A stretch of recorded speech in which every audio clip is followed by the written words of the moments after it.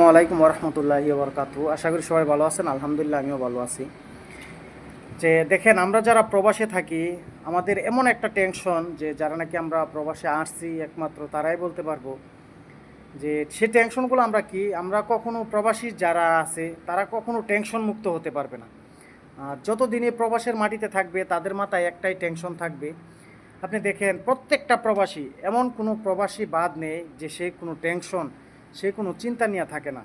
আপনার সারাদিন কাজ করে যখন কাজ থেকে আপনি রুমে যাবেন, ওই সময় গিয়া নিজের পাকশাক করতে হবে, বাড়িতে সময় দিতে হবে। তাছাড়া বিশেষ করে যারা নাকি নতুন আমরা কলিং বিষয়ে আসি, আমরা যখন 4 থেকে 5 লক্ষ টাকা খরচ করে আসার পরে আমরা চিন্তা করি, আমাদের এই টেনশনটা বেশি থাকে যে এই 5 লক্ষ টাকার ঋণ কীভাবে শোধ করব। অনেকেই প্রবাসের মাটিতে আয়সা যে আপনার এজেন্সি কিংবা দালাল আপনাকে বলছে মাসে 1-2 লক্ষ টাকা ইনকাম করতে পারবেন বা 50,000 ইনকাম করতে পারবেন, আয়সা দেখেন মাসে 30,000 টাকা ইনকাম করতেছে। তখন কিন্তু আমাদের ভিতরে একটা টেনশনের বাস আরও বেশি পড়া যায়। তখন আমরা অনেকেই এই টেনশনগুলো করি। আর আমাদের ফ্যামিলি থেকে একটা কথা বলে যে প্রবাসে গেছ কোনো টেনশন করিস না, এত মানে প্রত্যেকটা ফ্যামিলি থেকেই কিন্তু বলে প্রতিটা প্রবাসীকে যে কোনো টেনশন না করার জন্য। অথচ দেখেন, আমরা যারা প্রবাসী আছি এমন কোনো প্রবাসী বাদ নেই যে সে টেনশন করে না।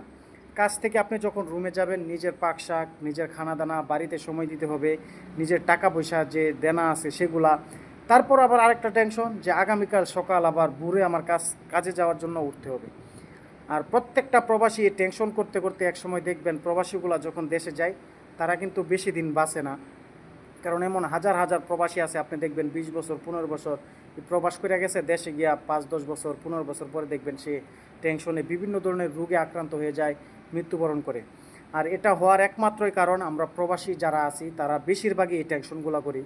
এই জন্য যারা প্রবাসের মাটিতে আছেন অবশ্যই টেনশন হবেই।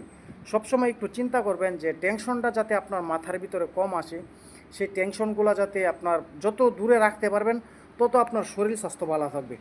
আপনি যত টেনশন করবেন আপনি দেখবেন আপনার শরীরে বিভিন্ন ধরনের রোগ। টেনশন এমন এক জিনিস যা মানুষকে ধ্বংস করে দেয়, মানুষের বিভিন্ন ধরনের শরীরে রোগ আক্রান্ত হয়ে যায়। আর এই প্রবাসীরা যতই চেষ্টা করে, আমি নিজে আমার নিজের কথাই বলি, আমি যতই চেষ্টা করি কিন্তু আমি টেনশন থেকে কখনো মুক্ত হতে পারি না। কিন্তু আমাদের ফ্যামিলি থেকে যখন আমরা কথা বলি, ফ্যামিলির মানুষ সবাই কিন্তু বলে যে প্রবাসে গেছ কোনো টেনশন করিস না, আমরা আছি আলহামদুলিল্লাহ ভালোই, তুই তোর নিজের যত্ন নিস। অথচ দেখেন, একটা প্রবাসী মাসে 60,000, 70,000, 80,000, 1 লক্ষ টাকা ইনকাম করে। কিন্তু এমনও প্রবাসী আছে, এত ঈদ যায়, এত কিছু, মানে অনেক অনেক প্রবাসী ভাই আছে, মানে যে কথাগুলো বলি যে অনেক প্রবাসী ভাই আছে যে অনেক সময় কোনো একটা জিনিস তার জিনিস করতে মন চাইতেছে, 5-10 টাকা 50 টাকার দিকে তাকায় আসে কিন্তু এই জিনিসটা করে না। কেন করে না? বা একজন প্রবাসী যে প্রবাসে আসছে একমাত্র সেই বলতে পারবে যে এই প্রবাসের মাটিতে টাকা ইনকাম করা যে কত কষ্ট, কত পরিশ্রম। যার কারণে বেশিরভাগ প্রবাসী অনেক সময় একটা জিনিস যার ইচ্ছা চাহিদা হয়েছে তারপরেও কিন্তু সে করতে চায় না। এই জন্য ভাই, যারা প্রবাসে আসছেন অবশ্যই যখন আপনার একটা ইচ্ছা খায়াস হবে অবশ্যই জিনিসটা করবেন। কিন্তু প্রবাসীরা মানে চাইলেও করতে পারে না, মনটা চায় করার জন্য কিন্তু অনেক সময় ফ্যামিলির দিকে তাকায়া যে এই জিনিসটা করা হয় না। তো ভাই, সর্বমোট একটাই কথা যে আমরা যারা প্রবাসী আছি ভাই, অবশ্যই একটা জিনিস মাথায় খেয়াল রাখবেন। আজকে আপনি টেনশন করার কারণে আপনি দেখবেন একসময় আপনার শরীরে বিভিন্ন ধরনের রোগ তাফাত আপনার শরীরে বাসা বাঁধবে।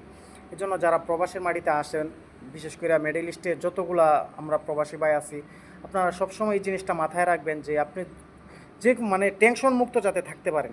আপনি যত টেনশন করবেন আপনার টেনশন তত বাড়বে। আর সেটা আমি তো বললামই যে আমি যখন টেনশন থেকে মুক্ত হতে চাই আসলে টেনশন থেকে মুক্ত হতে পারি না। এটা একমাত্র যারা নাকি প্রবাসে আসেন, প্রবাসে আসবেন, আসার পরে এই জিনিসটা বুঝতে পারবেন। তো ভাই, ভালো থাকবেন, সুস্থ থাকবেন। আসসালামু আলাইকুম রহমতুল্লাহি ওয়া বারাকাতুহু।